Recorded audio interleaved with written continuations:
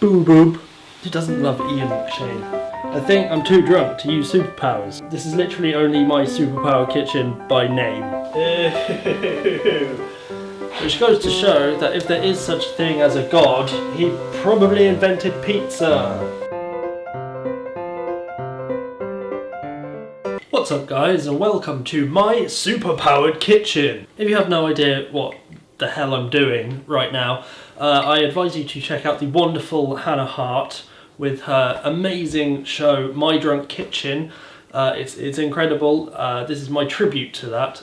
If you haven't watched it, what the fuck is wrong with you? Go and watch it. I'll put links all over the screen. There'll be links everywhere. I'm also going to be cooking the most superest of dishes I can think of, which for me is enchiladas, because what's not to like about enchiladas? I've already chopped some things up because you people probably have lives you need to get back to, unlike me. So let's get started. This is chicken. Look at it, it looks evil. These are chicken thighs. I guess when you're a chicken, thighs does matter. I'm so sorry. That doesn't look like the most appetizing thing ever. I don't know what does. Apart from literally everything else in the world. Entertaining content. This is going to be so fun for the 12 people that watch it. So now that you've cut up your chicken and severely reevaluated your life decisions, it's time to drink more. It's time to pan things up. This is a pan. In case you are Amish. Do Amish have pans? I don't know, either way you're probably not Amish because you're watching this on YouTube. I always wonder about things like olive oil, like whose idea was it to squeeze olives, or like however you get oil out of an olive? Whose idea was that? It's probably Socrates. Yeah, he seemed like a smart dude. He could probably have worked out that this would be delicious. The next stage, as you are a superhero, is to light the gas hob with the power of laser vision. So let's go.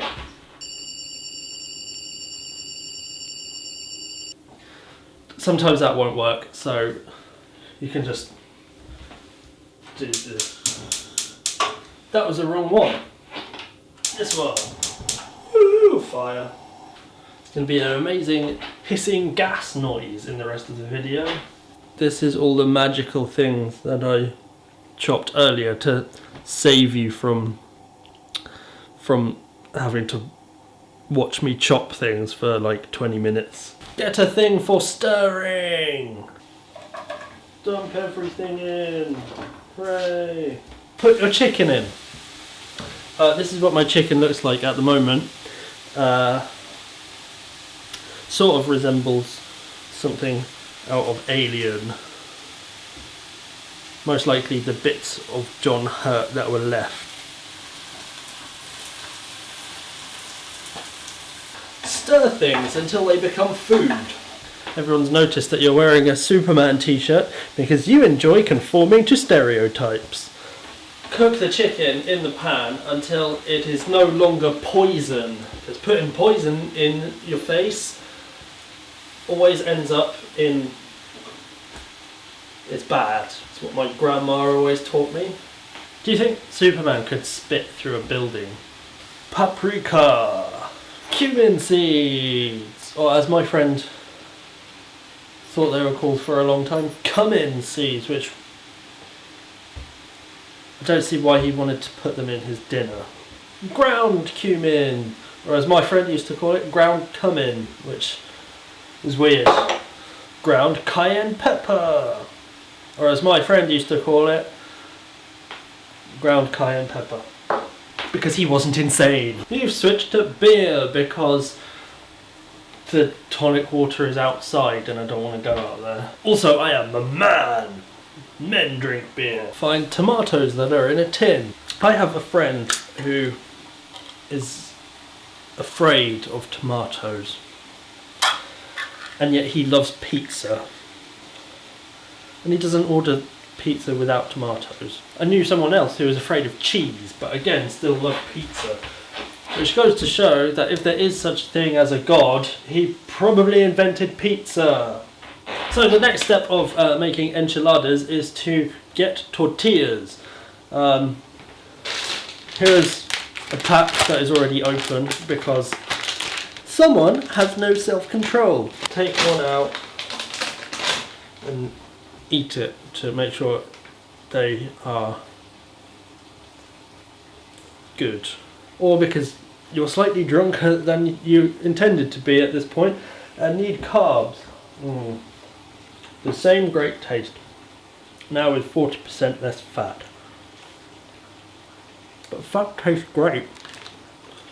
If you've got less fat in something, how can it taste the same? They do taste distinctly shittier than ones I've bought before.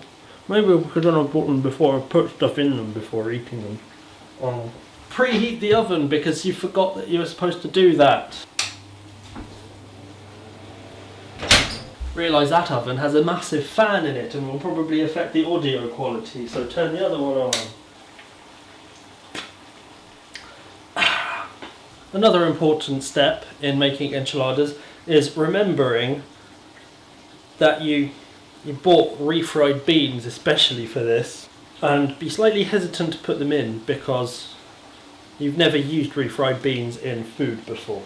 Then man up and put the refried beans in the fucking enchilada mix. Oh yeah, look at that. Look at that. Oh yeah. So delicious. And they say food can't be sexy. Put the bean goo in your enchilada mix. Ew. I'm slightly worried because it doesn't look like it there, but in the pan it looks like peanut butter, and I don't want peanut butter in my stuff. Mix in your peanut butter beans. The beauty of this system is, even if it tastes really shitty, I'm drunk, so probably won't notice. The beauty of having not cooked this in ages is you don't know when it's done. The next step is to decide that your food is done, even though it might not be, and switch it off. Then you have to roll it in tortillas in a very specific way so that it doesn't all just fall apart when it's in the oven. And this is going to take me ages, so here's a picture of a kitten. So, you've created a bowl of mess. Where'd it go? And you've cleverly disguised the fact that you made way too much filling for only 6 tortillas by just putting it on top. The next stage, and some might say this is the most important stage, is to add cheese. This is cheese that is pleased to see you. Yay! I'm so happy I'm going to be eaten in the most barbaric way possible, because you're going to grate my face and then eat my face by putting it on stuff, and then I'm going to melt. No one ever thinks about how horrible we are to cheese. Oh no! You're grating my head! Die, cheese! Oh no! It's like he's been lobotomized. Once you have an amount of cheese on your food that is your preferred amount of cheese, for me that is all the cheese, you've got to put it in the oven. Open your oven and see whether it is hot. Turns out mine is hot. Put your shit in the oven. Yay! There is an amount of time between food going in the oven and food being ready to put in face. Honestly, I don't know how long that amount of time is. Best thing to do during that time is drink more.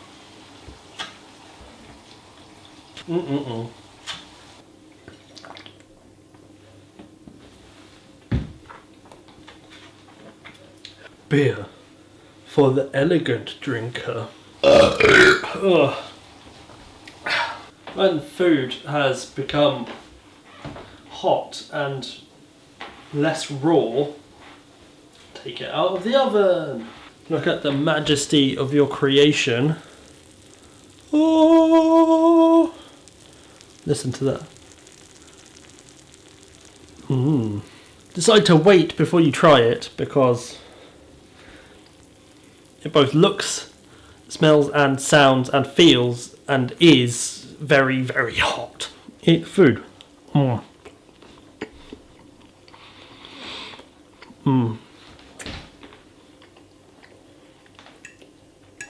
Really, really good. In conclusion, drinking plus cooking equals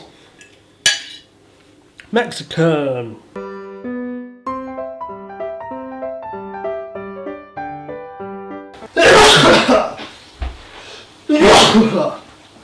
Gotta make your sneezes manly, kids.